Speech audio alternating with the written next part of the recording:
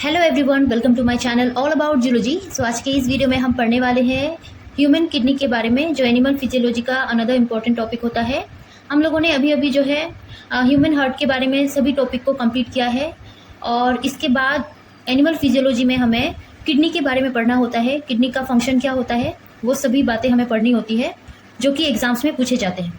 सो यहाँ पर सबसे पहले पार्ट 1 में जो है मैं किडनी का स्ट्रक्चर और फंक्शन बताऊंगी। उसके बाद जो है आने वाली वीडियोस में मैं अदर पार्ट्स जो है किडनी का, लाइक नेफ्रॉन है और यूरिन का फॉर्मेशन किस तरीके से होता है, ये सारे फंक्शन किस तरीके से होते हैं किडनी में, वो मैं आपको उस वीडियो में समझाऊंगी। सो यहाँ पर स्ट्रक्चर और फंक्शन अगर देखें किडनी का, तो हम जानते हैं हमारा किडनी पेयर्ड होता है, 2 किडनी प्रेजेंट होते हैं। ये रेडिश कलर के होते हैं, बीन शेप्ड होते हैं और ये सिचुएटेड होते हैं posterior wall of the abdomen. Abdomen के पोस्टीरियर वॉल में जो है ये प्रेजेंट होते हैं। Outside the peritoneal cavity, peritoneal cavity क्या है, ये पोटेंशियल स्पेस होता है, एब्डोमेन में प्रेजेंट होता है। इसके आउटसाइड में एब्डोमेन के पोस्टीरियर वॉल में जो है ये किडनी प्रेजेंट होते हैं। सो किडनी जो है इस तरीके से कुछ दिखाई देता है। हमारा जो है हमारे ह्यूमन बीइंग में किडनी इस तरीके से प्रेजेंट होता है। एक राइट किडनी होता है और एक जो है लेफ्ट किडनी होता है। राइट किडनी के स्ट्रक्चर को अगर हम देखें तो ये जो है स्लाइटली लोअर प्रेजेंट होता है लेफ्ट किडनी के, स्लाइटली नीचे प्रेजेंट होता है लेफ्ट किडनी के। ईच किडनी जो है अडल्ट ह्यूमन में 10 to 12 सेंटीमीटर लेंथ के होते हैं, 5 to 7 सेंटीमीटर विड्थ के होते हैं, 2 to 3 सेंटीमीटर इनका थिकनेस होता है और इनका एवरेज वेट जो है 120 ग्राम टू 170 ग्राम का होता है। ये डायग्राम जो आप देख रहे हो यूरिनरी सिस्टम को बताता है, जहां पर हम जानते हैं किडनी का मेन फंक्शन क्या है। हमारे बॉडी में जो भी वेस्ट प्रोडक्ट होता है वो फिल्ट्रेशन के थ्रू हमारे बॉडी से एक्सक्रीट आउट होता है, जिसको हम बोलते हैं कि जो है ये यूरिन होता है। और जो भी हमारा ब्लड, जो फिल्ट्रेशन के थ्रू हमारे ब्लड में जो भी इसेंशियल न्यूट्रिएंट्स होते हैं वो अगेन हमारे बॉडी में रीअब्जॉर्ब कर लिए जाते हैं। सो इसका मेन फंक्शन ये है। यूरिनरी सिस्टम के केस में किडनी इन्वॉल्व होता है, यूरेटर इन्वॉल्व होता है, यूरिनरी ब्लडर जो है ये इन्वॉल्व होता है और यूरिथ्रा इन्वॉल्व होता है। किडनी में जो है फिल्ट्रेशन होती है, फिल्ट्रेशन के थ्रू वेस्ट प्रोडक्ट यूरेटर से होते हुए यूरिनरी ब्लडर में पोर किया जाता है और इससे जो है यूरिथ्रा के थ्रू वो बाहर निकल जाते हैं। अब किडनी का फुल एनाटॉमी अगर हम पढ़े तो किडनी के अंदर जो फंक्शनल पोर्शन प्रेजेंट होते हैं उसके बारे में देखते हैं। यहाँ पर किडनी का इंटीरियर स्ट्रक्चर देखिए तो कुछ इस तरीके से दिखाई देता है। सबसे पहले ये जो आप देख रहे हो ये रेड कलर का, ये रेनल आर्टरी है। आर्टरी जो है ऑक्सीजनेटेड ब्लड को लेके आता है, किडनी में जो है ये पोर करता है। रेनल वेन अगेन इस तरीके से ब्लू कलर में आप देख सकते हो, जहां से डीऑक्सीजनेटेड ब्लड जो है कैरी किया जाता है। रेनल पेल्विस इस तरीके से येलो पोर्शन जो आप देख रहे हो ये है और ये आगे जाके यूरेटर में जो है कन्वर्ट होता है और वो यूरेटर यूरिनरी ब्लडर के साथ जॉइंट रहता है, जैसे कि मैंने इसके पहले डायग्राम में आपको दिखाया है। अब ये यहाँ पर किडनी जो कवर होके रहता है वो रेनल कैप्सूल के हेल्प से होता है। रेनल कैप्सूल जो है थिन ट्रांसपेरेंट शीट होता है जो किडनी को कवर करके रखता है। यहाँ पर उसके नीचे, उसके अंदर अगर आप देखो तो ये पोर्शन जो है यहाँ से यहाँ तक के पोर्शन को हम बोलेंगे रेनल कॉर्टेक्स, और उसके नीचे इस तरीके से ये ब्राउन ब्राउन जो आप देख रहे हो इसको रेनल पिरामिड कहा जाता है। इसके अंदर जो है पेपिला प्रेजेंट होते हैं, जिसको हम रेनल पेपिला कहते हैं। यहाँ पर मैंने नहीं लिखा है और भी एक डायग्राम में दिखाऊंगी तो वहां पर आपको अच्छे से समझ आएगा। अब ये कोर्टेक्स के बाद जो ये यहाँ से लेके जो पिरामिड तक का रीजन होता है उसको हम रेनल मेडुला कहते हैं, और इसको मैंने कहा जैसे कि आपको ये जो है रेनल पिरामिड कहलाता है। ये 2 रेनल पिरामिड के बीच का खाली हिस्सा जो कोर्टेक्स पोर्शन है उसको हम रेनल कॉलम कहते हैं। यहाँ पर ये हिस्सा जो आप देख रहे हो ये किडनी के आउटर साइड में ये होता है फाइब्रस कैप्सूल, जिसको रेनल कैप्सूल कहा गया है। ये जो आप देख रहे हो रेनल पेल्विस, ये अगेन इस तरीके से ब्रांच लाइक स्ट्रक्चर में आगे जाके ये इस तरीके से प्रेजेंट रहता है। ये जो ब्रोडर पोर्शन है इस तरीके से यहाँ पर इस हिस्से में, सो ये ब्रोडर पोर्शन को हम मेजर कैलिक्स कहेंगे। मतलब रेनल पेल्विस के पास अपना 2 रीजन होता है जिसको हम बोलते हैं कैलिक्स। अब वो ब्रोडर पोर्शन अगर प्रेजेंट है तो मेजर कैलिक्स होगा, और पिरामिड के पास नेरोअर पोर्शन जो है उसको हम माइनर कैलिक्स कहते हैं, माइनर कैलिक्स। सो इस तरीके से ये 2 कैलिक्स पेल्विस में प्रेजेंट होते हैं। अब ये ब्रोडेड पोर्शन जहां पर रेनल आर्टरी, रेनल वेन और ये जो है रेनल पेल्विस तीनों एक साथ प्रेजेंट होते हैं, इसको हम हिलम कहते हैं। आप और एक डायग्राम देखो, इससे आपको अच्छे से समझ आएगा। जैसे कि मैंने कहा था, किडनी के आउटर पोर्शन को कौन कवर करके रखता है? Renal capsule. उसके बाद उसके अंदर के हिस्से को यहाँ से लेके यहाँ तक, मतलब यहाँ से लेके यहाँ तक का रीजन जो है उसको रेनल कॉर्टेक्स कहा जाता है।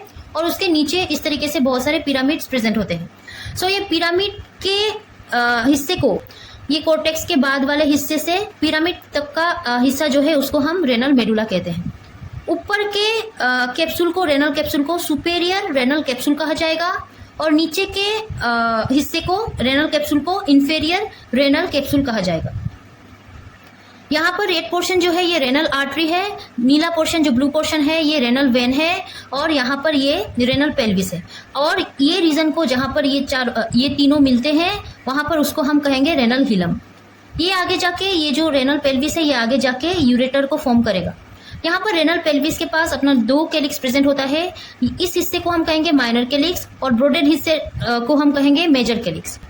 इसके बाद जो है ये रेनल आर्टरी, इस तरीके से रेनल आर्टरी और रेनल वेन दोनों यहाँ पर किडनी के अंदर इंटरलोब होके प्रेजेंट होते हैं कॉर्टेक्स रीजन में। सो ये इंटरलोब होके प्रेजेंट होते हैं। आर्टरी अगर इंटरलोब होके प्रेजेंट है तो हम उसको इंटरलोब्यूलर आर्टरी कहेंगे और वेन अगर इंटरलोब होके प्रेजेंट है तो हम उसको इंटरलोब्यूलर वेन कहेंगे। यहाँ पर ये रेनल पिरामिड है। रेनल पिरामिड के अंदर ब्राउन ब्राउन जो आप देख रहे हो ये रेनल पेपिला होता है। बहुत सारे पेपिला, रेनल पेपिला यहाँ पर प्रेजेंट होते हैं। उसके बाद रेनल साइनस, इस हिस्से को, ये सारे हिस्से को हम कहेंगे रेनल साइनस और 2 पिरामिड के बीच के हिस्से को हम कहेंगे रेनल कॉलम। अब यहाँ पर जो भी डायग्राम था वो मैंने समझा दिया है आपको। आई होप आपको समझ आया होगा। जो थ्योरी है वो हम पढ़ते हैं। Each kidney is surrounded by a thin but tough and transparent sheet of dense irregular connective tissue called the renal capsule। अभी हमने देखा है किडनी के आउटर पोर्शन जो किडनी को कवर करके रखता है वो क्या है? रेनल कैप्सूल है। और ये जो है कैसा होता है? थिन होता है, पतला होता है, टफ होता है और ट्रांसपेरेंट शीट जो है ये होते हैं जो डेंस इरेगुलर कनेक्टिव टिश्यू से बने हुए होते हैं। The frontal section through the kidney reveals 2 distinct region. उसके अंदर अगर हम देखें तो हमें क्या मिला है? रेनल कॉर्टेक्स मिला है और रेनल मेडुला मिला है। सो इसी को कहा गया है, रेनल कॉर्टेक्स और रेनल मेडुला दोनों ही deep reddish brown inner region होते हैं किडनी के।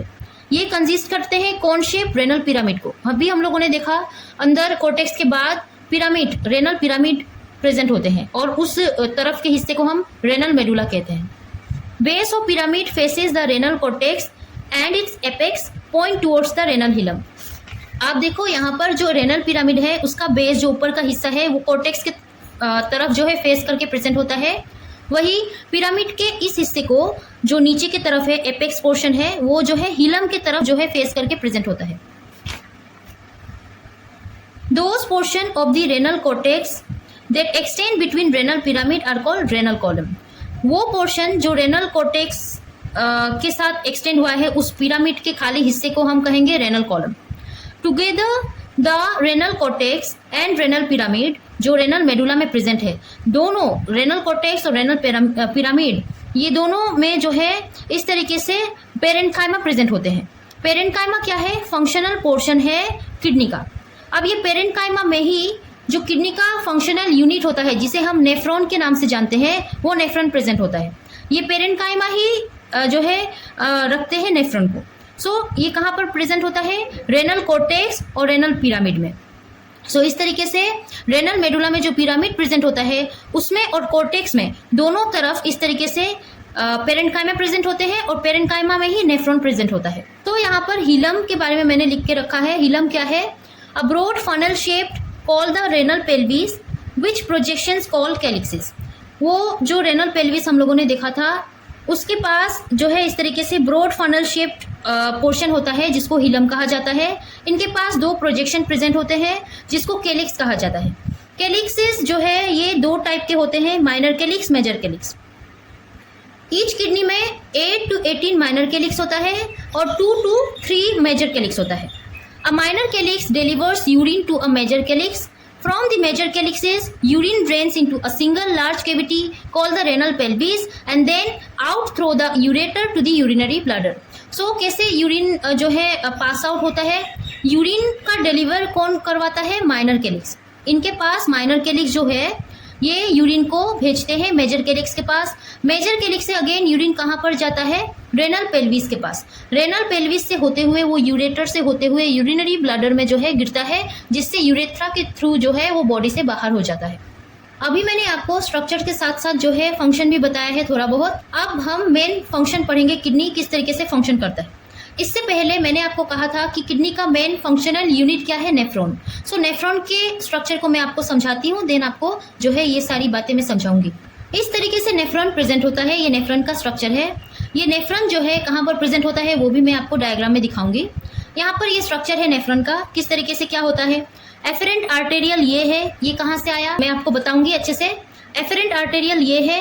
एफरेंट आर्टेरियल ही अपने आप में गुच्छा फॉर्म करता है। गुच्छा में जो है ये प्रेजेंट होता है। गुच्छा का मतलब है कि ये जो है अपने आप में कोइल्ड होके टेंगल्ड होके प्रेजेंट होते हैं। सो एफरेंट आर्टेरियल ये टेंगल फॉर्म में प्रेजेंट होता है, और जो आर्टरी बाहर की तरफ निकलता है इससे उसको हम इफरेंट आर्टेरियल कहते हैं।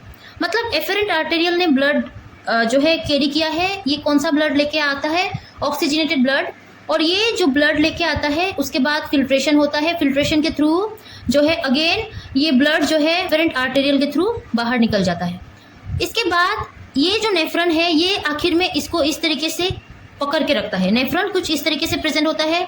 जो इस गुच्छे के तरफ प्रेजेंट होता है कप लाइक स्ट्रक्चर, उसको बोमेन्स कैप्सूल कहा जाता है। बोमेन्स कैप्सूल को हम ग्लोमेरुलार के नाम से भी जानते हैं। ये अंदर का गुच्छा जो है टेंगल होके प्रेजेंट है, जो आर्टरी, उसको ग्लोमेरुलस कहा जाता है। उसके बाद ये ओपन होता है कुछ इस तरीके से टिब्यूल में। ये टिब्यूल होते हैं, इसको हम कहेंगे प्रोक्सिमल टिब्यूल। जो इसके पास प्रेजेंट है उसको हम प्रोक्सिमल टिब्यूल कहते हैं। ये टिब्यूल इस तरीके से होता हुआ ये इस तरीके से लूप का फॉर्मेशन करता है। इसको हम लूप ऑफ हेनली कहते हैं। इस लूप ऑफ हेनली में अगेन ये नीचे की तरफ इस तरीके से लूप बना के फिर ऊपर की तरफ जाता है, जिसको हम इस टिब्यूल को हम डिस्टल टिब्यूल कहते हैं। और फाइनली ये अटैच होता है कलेक्टिंग डक्ट के साथ, और इस तरीके से नेफ्रॉन जो है उसका स्ट्रक्चर कंप्लीट होता है। आप एक और स्ट्रक्चर देखो, इससे आपको क्लियर हो जाएगा। जो है यहाँ पर किडनी का ये पोर्शन है कॉर्टेक्स पोर्शन, ये पोर्शन है मेडुला पोर्शन। अब मैंने आपको बताया था कि कॉर्टेक्स और पिरामिड के बीच में जो है नेफ्रॉन या पेरेन्काइमा प्रेजेंट होता है, और पेरेन्काइमा में नेफ्रॉन प्रेजेंट होता है। सो इस तरीके से यहाँ पर इस हिस्से में आप देखो, इस हिस्से में जो है ये नेफ्रॉन प्रेजेंट है। ये नेफ्रॉन जो है इस तरीके से प्रेजेंट होता है। आपको लगेगा कि ये नेफ्रॉन कितने प्रेजेंट होते हैं। सो अडल्ट ह्यूमन बीइंग में जो है तकरीबन अप्रोक्सीमेटली 1.25 मिलियन नेफ्रॉन तरीके से प्रेजेंट होते हैं। इनका जो है यहाँ पर ये मेडुला रीजन में भी इनका जो है स्ट्रक्चर प्रेजेंट होता है, और वही कॉर्टेक्स रीजन में भी प्रेजेंट होते हैं। मतलब ये ऐसे प्रेजेंट होते हैं कि इनका जो है आधा पोर्शन मेडुला में होता है और आधा पोर्शन कॉर्टेक्स में होता है। ओके, तो आई होप आपको नेफ्रॉन का स्ट्रक्चर समझ आ गया होगा। अब हम देखते हैं किडनी का फंक्शन। हम जानते हैं किडनी में अभी हम लोगों ने देखा है रेड कलर का जो मैंने आपको दिखाया था वो क्या था? रेनल आर्टरी था, और नीले कलर का जो था वो रेनल वेन था। रेनल आर्टरी से ऑक्सीजनेटेड ब्लड आता है, और वो क्या होता है कि रेनल आर्टरी जो है अपने आप में डिवीजन बनाता है, जिससे कि वो किडनी में अपना जगह बना पाए। सो वो डिवीजन किस तरीके से होता है? रेनल आर्टरी जो है डिवाइड होता है किडनी के अंदर सेवरल सेगमेंटल आर्टरी में। वो सेगमेंट में डिवाइड होता है, और वो सेगमेंट अलग अलग जो है इस तरीके से एरिया में पहुंचते हैं। उसके बाद जब वो किडनी के सभी एरिया में पहुंचते हैं, वो सेगमेंटल आर्टरी जो है सेवरल ब्रांचेस को फॉर्म करता है। ब्रांच लाइक स्ट्रक्चर अभी मैंने आपको दिखाया था, जो स्ट्रक्चर था इस तरीके से यहाँ पर ये यहाँ तक तो आ जाता है। उसके बाद ये सेगमेंट होके डिवीजन करता है अपने आप में कि ये क्या हो पाए, किडनी के अंदर हर हिस्से में जो है घुस पाए, अपना जगह बना पाए। सो इस तरीके से ये पिरामिड के अंदर भी जाएगा, कॉर्टेक्स रीजन में इंटरलोब होके भी प्रेजेंट होता है। सो उसके लिए इसको डिवाइड होना पड़ता है, अपना ब्रांच लाइक स्ट्रक्चर को फॉर्म करना पड़ता है, जिससे जो है किडनी के अंदर ये अच्छे से अपना जगह बना पाए। अब यहाँ पर क्या हुआ है, सेवरल ब्रांचेस जो है ये फॉर्म हुआ है, जो एंटर करता है पेरेन्काइमा में। पेरेन्काइमा कहाँ पर प्रेजेंट है, मैं बार बार आपको याद दिला रही हूँ। ये जो है जो कॉर्टेक्स है और पिरामिड का जो मेडुला में जो पिरामिड प्रेजेंट है उसके बीच में ये प्रेजेंट होता है। सो पेरेन्काइमा में अब ये ब्रांच जो है आर्टरी का ये जाता है, और उसके बाद ये कहाँ पर जाएगा, रेनल कॉलम में जाएगा। रेनल कॉलम क्या था, दो पिरामिड के बीच का हिस्सा, ये वाला हिस्सा, ये सभी हिस्से को हम रेनल कॉलम कहते हैं। अब ये जब रेनल कॉलम में जाता है तो इस तरीके से इंटरलोब होकर प्रेजेंट होता है, जिसको हम इंटरलोबर आर्टरी कहेंगे। आर्टरी को हम इंटरलोबर आर्टरी कहेंगे। उस तरीके से वेन भी अपना डिवीजन करता है, रेनल वेन भी अपना डिवीजन करेगा और इस तरीके से उसको हम कहेंगे इंटरलोबर वेन कहेंगे। सो यहाँ पर branch from the interlobar arteries at the boundary of the cortex and medulla is called arcuate artery. अब जो आर्टरी है जो कोर्टेक्स और मेडुला पोर्शन में प्रेजेंट होगा उसको हम क्या कहेंगे, आर्क्यूएट आर्टरी। जो इंटरलोब होके अपना ब्रांच फॉर्म किया है और कोर्टेक्स और मेडुला पोर्शन के या बाउंड्री में प्रेजेंट है उसको हम आर्क्यूएट आर्टरी कहेंगे। डायग्राम में आप देखो यहाँ पर ये जो है इस तरीके से इंटरलोबर ब्लड वेसल ये सारे होते हैं, ये वाला, और इस तरीके से ये बाउंड्री में प्रेजेंट होता है इंटरलोब होके, इसको हम आर्क्यूएट ब्लड वेसल या आर्क्यूएट आर्टरीज कहेंगे। उसके बाद आर्क्यूएट आर्टरी भी अपना डिवीजन करता है। वो क्या प्रोड्यूस करता है, इंटरलोब्यूलर आर्टरी फॉर्म करता है। यहाँ पर कंफ्यूज होने वाली बात नहीं है, आप बस डायग्राम को पहले मैंने दिखाया था आपको वो आप याद रखना, क्योंकि वो इंटरलोब्यूलर आर्टरी जो मैंने आपको दिखाया था उसकी बात ही कही गई है। सो ये इंटरलोब्यूलर आर्टरी अब एंटर करेगा कहाँ पर, रेनल कॉर्टेक्स में। ऊपर का हिस्सा रेनल कॉर्टेक्स है। रेनल कॉर्टेक्स से जो है ये एफरेंट आर्टेरियल बनाता है, ये एक ब्रांच क्रिएट करता है, ब्रांच लाइक स्ट्रक्चर, जिसको ही हम फाइनली एफरेंट आर्टेरियोल कहते हैं। मतलब जो ब्लड आया है वो एफरेंट आर्टेरियल से अब पास होगा कहाँ पर, finally functional unit of the kidney nephron में। नेफ्रॉन में जाएगा और वहां पर फिल्ट्रेशन होगा। सो इसको नेफ्रॉन में पहुंचने के लिए अपना इतना डिवीजन करना पड़ा। सो आप इसे समझो कि इतने सारे डिवीजन अपने आप को ये बदलता है, ब्रांच बनाता है। ये सारे डिवीजन करने के बाद ही फाइनली एफरेंट आर्टेरियल के थ्रू ही ये नेफ्रॉन के अंदर जा पाता है।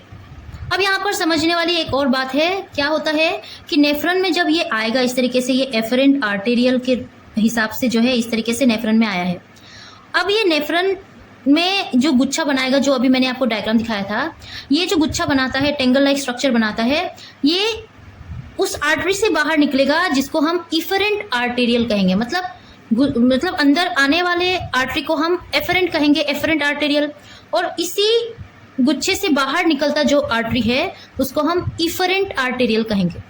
अब ये इफरेंट आर्टेरियल क्या करता है, नेटवर्क लाइक स्ट्रक्चर बनाता है जिसको हम पेरीटिब्युलर कैपिलरी कहते हैं।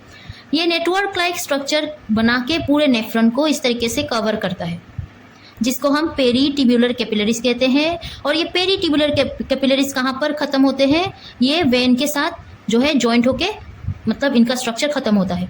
सो इस तरीके से पेरीटिब्युलर आर्टरी पहले इफरेंट आर्टेरियल से बना है, इस तरीके से पूरे नेफ्रॉन को कवर करते हुए ये नीचे की तरफ आके इस तरीके से वेन के साथ जॉइंट हो जाता है। और वेन से जो है आगे जाके वो अगेन डीऑक्सीजनेटेड ब्लड के फॉर्म में वो अगेन हार्ट में जाएगा, इंफीरियर वेना कावा से होते हुए, और हार्ट अपना काम करता है। सो इस तरीके से मैं जो है हार्ट के बारे में आपको समझा चुकी हूँ इसके पहले वीडियो में। सो आप लोग वो वीडियो देख सकते हो। यहाँ हम लोग नेफ्रॉन किडनी के बारे में पढ़ रहे हैं। सो ये जो है यहाँ तक मैंने आपको समझाया है। ये दोनों को हम कहेंगे आर्क्यूएट आर्टरी और वेन। ये पेरीटिब्युलर कैपिलरी है, ये वेन है जो आर्क्यूएट वेन और पेरीटिब्युलर कैपिलरी से मिलके बना है। ये इफरेंट आर्टेरियल है, इफरेंट आर्टेरियल का नेटवर्क है। ये नेफ्रॉन का स्ट्रक्चर है पिंक वाला, जहाँ पर प्रोक्सिमल टिब्यूल है, ये ग्लोमेरुलस है अंदर का, और ये cup like structure Bowman capsule या ग्लोमेरुलर होता है। ये इसका एंड जहाँ पर ये आखिर में नेफ्रॉन खत्म होके कलेक्टिंग ट्यूब से जुड़ता है जिसको डिस्टल टिब्यूल कहा जाता है। लूप लाइक स्ट्रक्चर जो नेफ्रॉन का होता है लूप ऑफ हेनले कहा जाता है। और इस कलेक्टिंग डक्ट को हम कलेक्टिंग डक्ट कहते हैं जो डिस्टल टिब्यूल के साथ अटैच होता है। अब यहाँ पर जो है आपको अगर अच्छे से और समझना है तो मैं ये डायग्राम आपको समझा देती हूँ। बेसिकली आर्टरी अपना एफरेंट आर्टेरियल बना के इस तरीके से ग्लोमेरुलर के अंदर टेंगल लाइक स्ट्रक्चर बनाता है, और जो बाहर निकलता है उसको हम इफरेंट आर्टेरियल कहते हैं। जो इस गुच्छे को पकड़ के रखता है, जो टेंगल लाइक स्ट्रक्चर को पकड़ के रखेगा, वो कप लाइक स्ट्रक्चर को हम बोमेन कैप्सूल कहते हैं जिसको ग्लोमेरुलर भी कहा जाता है।